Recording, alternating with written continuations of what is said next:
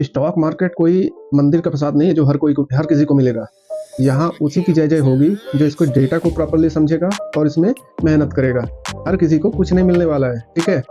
तो stock market में अगर आप RSI और डाइवर्जेंस को समझ गए तो आपको पैसे को बनाने से कोई नहीं रोक सकता। लेकिन अगर आप नहीं समझे तो आपका पैसा भी जाएगा और मार्केट आपको क्या बोलेगा पता है? Better luck next time.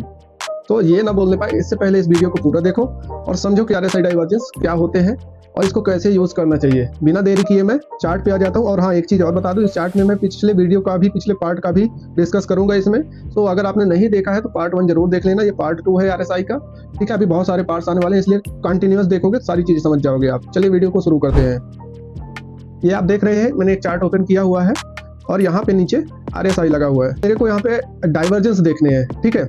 Divergence क्या होते हैं RSI के? डाइवर्जेंस का मतलब देखिए सिंपल सरल शब्दों में कि जो एक दूसरे को डाइवर्ज करे, यानी एक दूसरे से अलग हो, ठीक है। अलग हो ऐसे। अब जैसे आप मान के चलो कि प्राइस ऊपर की तरफ जा रहा है, ठीक है, ऊपर की तरफ जा रहा है और RSI नीचे की तरफ जा रहा है, यानी प्राइस ऊपर जा रहा है, RSI नीचे जा रहा है। इसका क्या मतलब है? कि दोनों एक दूसरे से अलग दिशा में है, यानी डाइवर्जेंस बन रहे हैं, ठीक है। ठीक है, ये हो गया आपका बेयरिश डाइवर्जेंस। ठीक इसी प्रकार प्राइस नीचे जा रहा है लेकिन RSI कंटिन्यूअस ऊपर जा रहा है, यानी RSI की दिशा की तरफ हमें कदम बढ़ाने हैं, यानी इंडिकेटर की दिशा की तरफ। इसे एक्चुअली बोलते हैं क्लासिक डाइवर्जेंस। ये क्लासिक डाइवर्जेंस है। डाइवर्जेंस 3 प्रकार के होते हैं, क्लासिक, हिडन और एक होता है मोमेंटम डाइवर्जेंस, ठीक है। बेसिकली सबसे ज्यादा यूज होता है क्लासिक डाइवर्जेंस। चलिए अब इसमें प्रॉपर्ली समझते हैं कि क्लासिक डाइवर्जेंस क्या होते हैं, कैसे यूज करना चाहिए और क्या इनकी स्ट्रेटजीज होती है। आइए देखते हैं इस पे। तो यहाँ पे देखिए दोस्तों, अभी मैं आपको एग्जांपल के साथ समझाने वाला हूँ कि डाइवर्जेंस एक्चुअली में होते क्या है, ठीक है। अभी आप देखिए 2-3 चीजें हमेशा नोट करके रखिए। RSI में इसके साथ अगर जब प्राइस का कोरिलेशन करना है आपको, ठीक है, यानी इंडिकेटर से प्राइस का जब भी रिलेशन बनाना है तो हमेशा क्लोजिंग वैल्यूज पे फोकस करना है, ना कि विक्स पे, ठीक है। तो यहाँ पे हाईएस्ट वैल्यू क्या है क्लोजिंग बेसिस पे? सिंपली ये देख लो आप। ये रहा, मैंने लाइन चार्ट लगाया तो ये देखो आप, यहाँ पे ये आपका क्या है? ये है आपका स्विंग हाई, ठीक है। ये रहा आपका स्विंग हाई, ठीक है। ठीक इसी प्रकार दूसरा स्विंग हाई आपका ये है। मैं अभी आपको स्विंग हाई समझा रहा हूं, ठीक है। RSI का क्या है स्विंग हाई? ये रहा स्विंग हाई। ये RSI का दूसरा स्विंग हाई यहाँ पे है, ठीक है। अभी ये आपको स्विंग समझ में आ गए, ठीक है। ये स्विंग हाई है, मतलब एक पीक है, ठीक है। अब इन पीक्स को अपन देखते हैं नॉर्मल कैंडलस्टिक पे। अब देखिए क्या यहाँ पे पीक था, ये इसको यहाँ पे कैंडलस्टिक दिखा रहा है, लेकिन हमेशा हमें क्लोजिंग बेसिस पे ही कंफर्म करने हैं, ठीक है। अब देखिए इस पीक पे यहाँ पे जो हाईएस्ट वैल्यू है, ठीक है, जब भी ब्रेक हो, देखिए क्लोजिंग मतलब क्लोजिंग वैल्यू पे जो पीक बनी, मतलब हमने पीक नोट किया, यानी कि ये कैंडल पे पीक बना, ठीक है। अब उसकी हाईएस्ट वैल्यू जो है, जो हाई है, पीक है, उसके ऊपर जैसे ही प्राइस जाए, यानी हाई ब्रेक करे, यानी यहाँ पे ब्रेक किया इसने, इस जगह पे ध्यान से देखिए, इस जगह पे ब्रेक किया इसने। अब सेम टाइम पे हमें देखना है कि क्या RSI ने भी ब्रेक किया। अब यहाँ से अगर हम मेजर करते हैं इसको तो RSI का ये हाई था, ठीक है, और यहाँ पे प्राइस का हाई कौन सा था? ये था, ठीक है। यहाँ पे इस कैंडल ने भी ब्रेक किया है। अब देखिए इस कैंडल ने भी ब्रेक किया है, दिख रहा होगा आपको, और इस कैंडल ने भी किया है, और ये कैंडल ऊपर ही थी और ये भी कैंडल ऊपर ही थी, ठीक है। तो ये चारों कैंडल ने किया, लेकिन यहाँ पे किसी एक कैंडल ने भी उस RSI के पिछले स्विंग को ब्रेक नहीं किया है। यानी इसका मतलब ये हुआ कि जब भी RSI अगर अपने पिछले स्विंग हाई को ब्रेक नहीं करता लेकिन प्राइस ब्रेक कर रहा है तो हमें इंडिकेटर की दिशा पे ही कदम बढ़ाने हैं, कुछ कंफर्मेशन का वेट करने के बाद। तो यहाँ पे सिंपल एक लाइन ड्रॉ कर देता हूँ, आपको समझ में आ जाएगा कि यहाँ से क्लोजिंग देखें तो ये ऊपर की तरफ मार्केट गया है। शायद आपको प्रॉपर्ली दिख नहीं रहा होगा, इसलिए मैं बाकी की चीजें हटा रहा हूँ, ठीक है। तो यहाँ पे आप देखिए कि ये ऊपर की तरफ गया और सेम टाइम पे RSI यहाँ पे नीचे की तरफ आया है। ये देखिए, तो इसे कहते हैं अपन डाइवर्जेंस, ठीक है। ये हुआ डाइवर्जेंस। यहाँ पे देखिए RSI यहाँ था, RSI ऊपर से नीचे आया और ये प्राइस नीचे से ऊपर गया, ठीक है। तो इस सिचुएशन को कहते हैं डाइवर्जेंस। और ये कौन सा डाइवर्जेंस है? ये बियरिश डाइवर्जेंस है, ठीक है। ठीक इसी प्रकार होता है आपका बुलिश डाइवर्जेंस। अभी एक आध उदाहरण पहले बुलिश डाइवर्जेंस का देख लेते हैं, फिर अपन सीधा स्ट्रेटजी पे आएंगे बिना टाइम वेस्ट किए हुए, ठीक है। ये परफेक्ट है। ये देखिए, ये एक अभी मैं यहाँ पे आप ये देखिए, यहाँ पे लोवेस्ट पीक क्या थी? ये थी, करेक्ट। अब मैंने इस लोवेस्ट पीक पे एक लाइन ड्रॉ किया, ये रहा। अब देखते हैं, या देखिए यहाँ पे कहीं नहीं ब्रेक हुई है, यहाँ पे ब्रेक हुई है, ये देखिए एक साथ, यानी इस जगह से इस स्विंग से इस स्विंग में देखेंगे, ठीक है। तो यहाँ पे आप देखिए ध्यान से, यहाँ पे ये देखिए, ये एक स्विंग लो था, दूसरा ये स्विंग लो है, ठीक है। अब दोनों को आप ध्यान से देखेंगे तो यहाँ पे आपका इस तरह की लाइन बन रही है। RSI पे देखते हैं कि क्या RSI पे भी बन रहा है कुछ, तो ये है और ये स्विंग लो है, तो ये हायर लोस बने यहाँ पे, ठीक है। ये लो है, लोअर लो है, और ये उससे ऊपर बना हुआ है एक हायर लो, ठीक है। तो सेम टाइम पे आप देखिए, ये देखिए यहाँ पे RSI प्राइस नीचे गया और यहाँ पे RSI ऊपर गया, यानी दोनों का डायरेक्शन अगेंस्ट है एक दूसरे के, ठीक है। ये देखिए, तो इस सिचुएशंस को अपन बोलते हैं बुलिश डाइवर्जेंस, ठीक है। तो अब आते हैं अपन सीधा स्ट्रेटजी पे। अब स्ट्रेटजी पे आते हैं, सबसे पहले इसी से स्टार्ट करते हैं, इसी एग्जांपल से कि हमें ट्रेड कहाँ पे करना चाहिए। और मैं जो पिछला पार्ट था RSI का, वो अगर आपने नहीं देखा ध्यान से देखना आप, उसी को मैं इसमें भी आगे कंबाइन करने वाला हूँ, ठीक है। अब देखिए यहाँ पे कि यहाँ पे RSI ने अपना डाइवर्जेंस बनाया। अब देखिए इस डाइवर्जेंस पे अपन ट्रेड कैसे कर सकते हैं।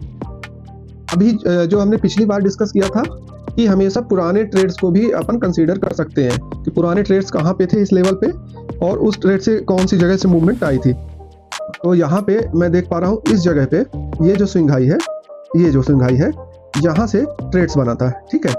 तो एग्जैक्टली प्राइस यहाँ पे आया है, तो चूंकि यहाँ पे अपना स्विंग लो ही बना है, तो यहाँ पे डायरेक्टली बिना किसी कंफर्मेशन के नहीं जा सकते। तो अपन फिर अगला स्विंग लो इसको देखते हैं कि क्या इससे ऊपर जैसे कोई कैंडल क्लोज हो जाती है तो अपन यहाँ से एंट्री कर लेंगे। और साथ में इसमें अपन क्या देख पा रहे हैं, इस पे अपन देख पा रहे हैं कि यहाँ पे प्राइस अपने ओवरसोल्ड जोन पे है, ऑलमोस्ट 30 के नीचे है। ध्यान से देखिए, यहाँ पे 30 से प्राइस नीचे चल रहा है, ठीक है। तो इस कैंडल, इस लाइन के ऊपर क्लोजिंग पे ये देखिए यहाँ पे क्लोज हुई कैंडल, इसके ऊपर क्लोज हुई, इस हाई के ऊपर ब्रेक पे अपन एंट्री लेंगे। और अपना जो टारगेट होता है पिछला स्विंग हाई, ठीक है। अभी अपन यहाँ पे लॉन्ग एंट्री लगा के देखते हैं, ठीक है। तो हमारी एंट्री इस जगह पे हुई थी, ठीक है, ओके। और यहाँ पे हमारा स्टॉप लॉस था, ठीक है। अब देखते हैं कहाँ तक प्राइस हमारा गया यहाँ से। पहले तो हमारा जो रूल है कि एंट्री को अपन ने एंट्री किया जैसे ही 1:1 आया, तो अपने को हमेशा 3 लॉट पे ट्रेड करना है।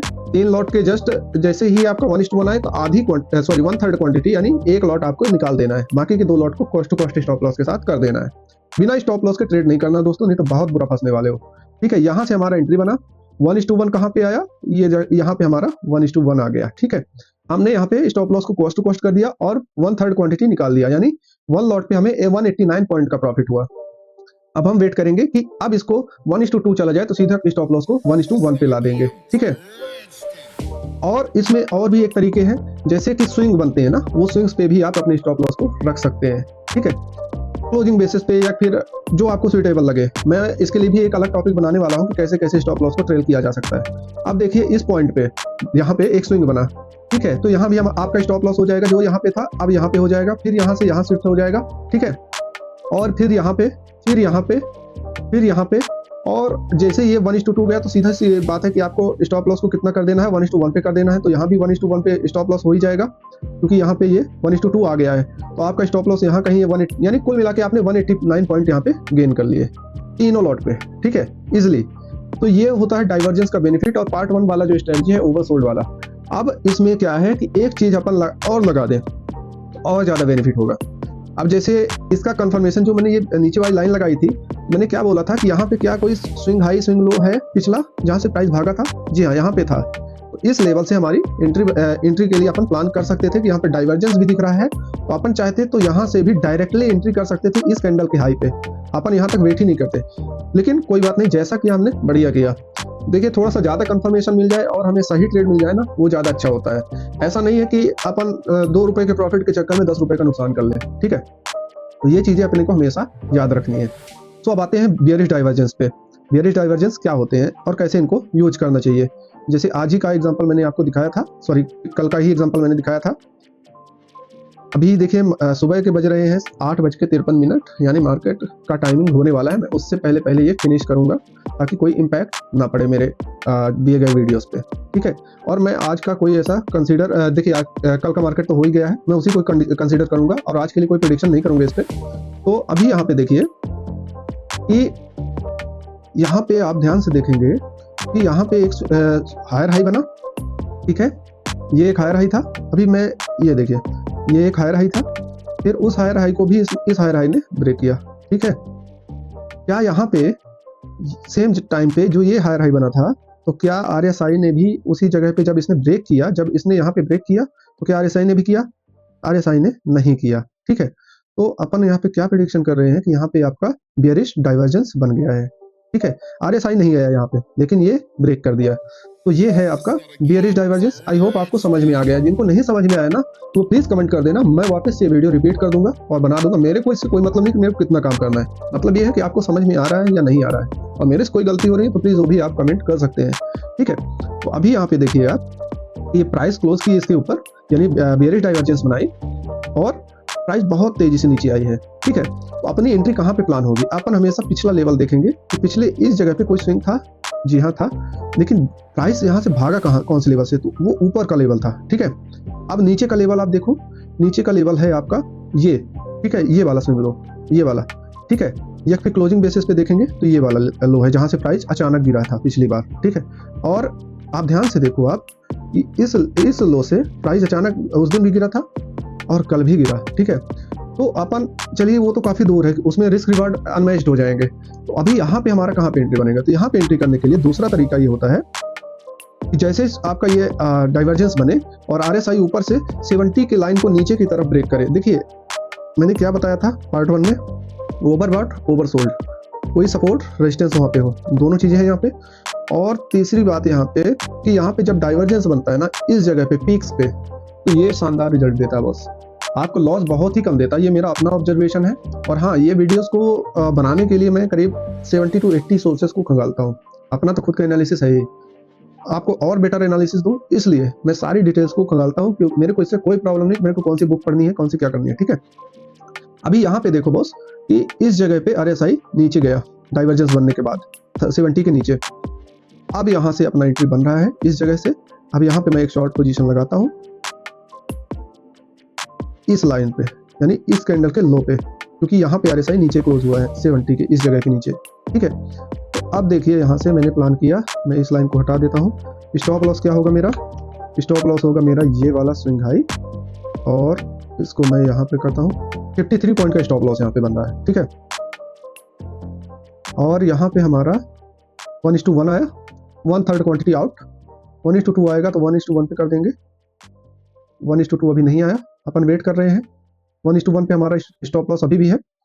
अब देखिए कितना बड़ा मोमेंट अपने को मिल गया यहाँ पे एक साथ, कितने पॉइंट मिले, रिस्क कितना छोटा और रिवार्ड कितना बड़ा आया। देखिए दोस्तों 1:5 का रिस्क रिवार्ड मिला आपको, 53 पॉइंट का रिस्क, 285 पॉइंट का प्रॉफिट।